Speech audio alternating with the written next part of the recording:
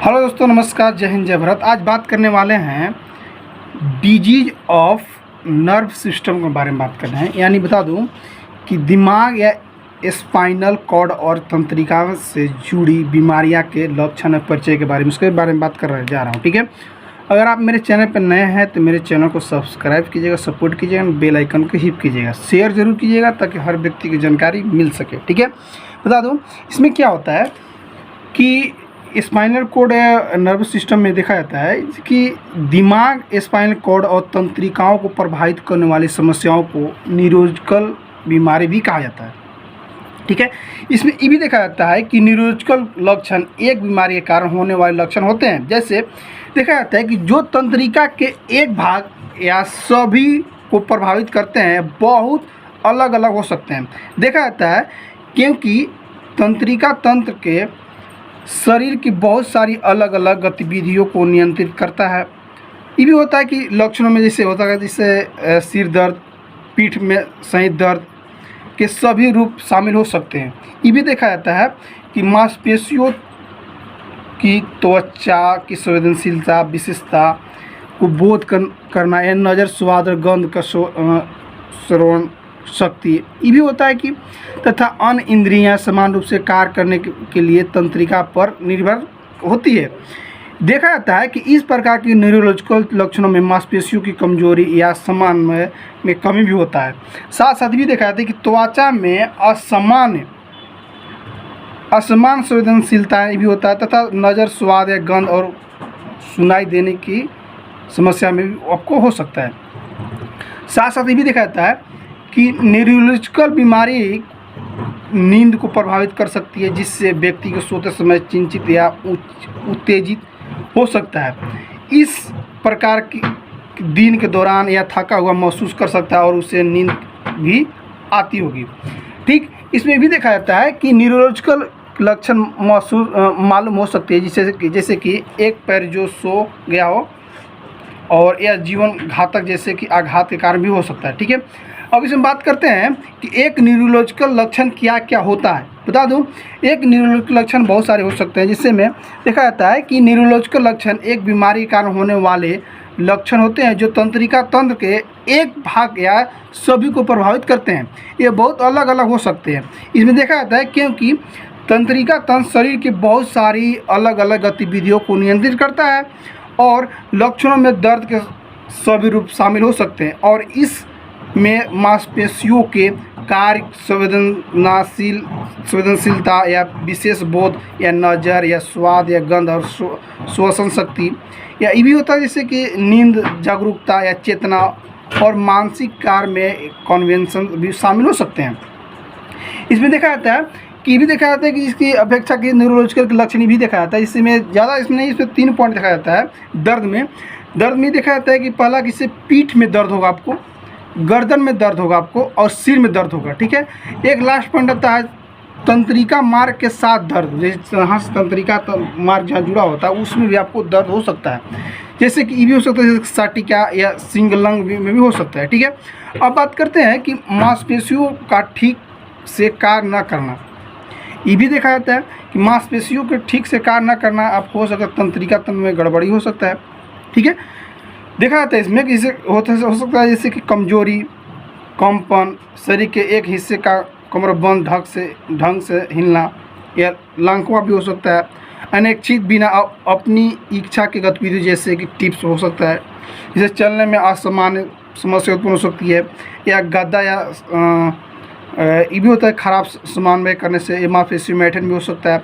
कठोरता या कड़ापन और स्पेशलिटी मांसपेशियों के कड़ेपन के कारण भी मांसपेशियों में ऐंठन उत्पन्न हो सकती है। इसमें भी देखा जाता है कि धीमी गति।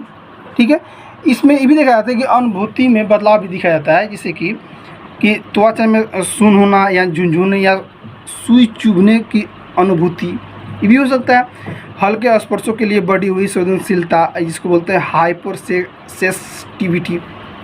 इसमें देखा जाता है कि स्पर्श, ठंडक या गर्मी या दर्द के लिए अनुभूति की कमी, स्थिति को भी की कमी या ये भी हो सकता है कि यह जानना कि शरीर में हिस्से का स्थान में कहाँ पे आपको चुभन जैसा हो रहा है।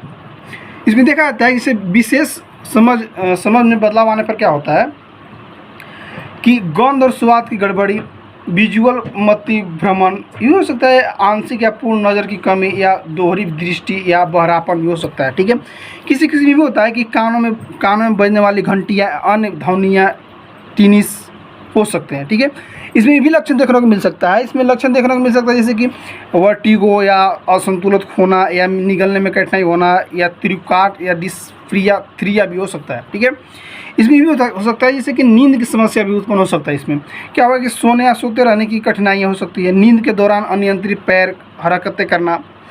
ये भी होता है जैसे कि बेकाबू रूप से सोना, जैसे नॉन कोलोजिप्स या काफ़ी अधिक सोना, ये भी हो सकता है आपको। ठीक है, चेतना में हो सकता है, चेतना में बदलाव होने के कारण बहुत हो सकते हैं जैसे कि बेहोशी या भ्रम या डेलीविशन या सीजर, थोड़े समय के लिए चेतना न होने से लेकर गंभीर मांसपेशियों के संकुचन और पूरे शरीर में झटके आने तक भी हो सकता है, जैसे कोमा या स्टूपर भी हो सकता है। इसमें भी देखा जाता है जैसे कि लक्षणों की विशेषताएं और पैटर्न डॉक्टरों को न्यूरोलॉजिकल बीमारी का निदान करने में मदद करते हैं। इसमें देखा जाता है कि डॉक्टर एक न्यूरोलॉजिकल जांच भी करते हैं जो शरीर के अन्य हिस्से में पेरीफेरल न्यूरोलॉजिकल भी जांच करते हैं। ठीक है, इसमें देखा जाता है कि पेरीफेरल तंत्रिकाओं में दिमाग, स्पाइनल कॉर्ड और तंत्रिकाओं की समस्या का पता लग सकती है। ठीक है, इसके साथ ये भी देखा जाता है कि पेरीफेरल तंत्रिकाओं में ये भी होता है जैसे कि तंत्रिकाएं तंत्र जो सिर, चेहरे और आँख, नाक, कानों और उनकी मांसपेशियों को मस्तिष्क से जोड़ती है।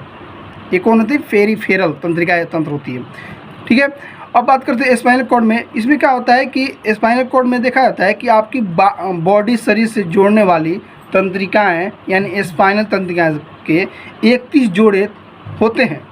इसमें ये भी देखा जाता है कि ये तंत्रिकाएं जो पूरे शरीर में फैले होते हैं, जो सेंसर की तरह से काम करते हैं। ठीक है, इसमें देखने के मुताबिक भी देखा जाता है कि बता दूं कि कुछ पेरीफेरल तंत्रिकाएं यानी सेंसरी तंत्रिकाएं सेंसरी जानकारी, दर्द, तापमान, कंपन, गंध और ध्वनियाँ जैसी चीज़ों को बारे में आपको नियंत्रित करके देते हैं और उसके बारे में बता देंगे कि आपका जैसे साउंड किस तरह से किसी गाना बज रहा है तो आपको बताएंगे तंत्रिका तंत्र के स्पाइन पेरीफेरली बताते हैं कि आपको ज़्यादा वैल्यूम है कम वैल्यूम है। ठीक है, ठीक है, इसमें भी देखा जाता है कि स्पाइनल कार्ड और फिर दिमाग तक ले जाती है और अन्य मोटर तंत्रिकाएं अवयवों के साथ ले जाती है।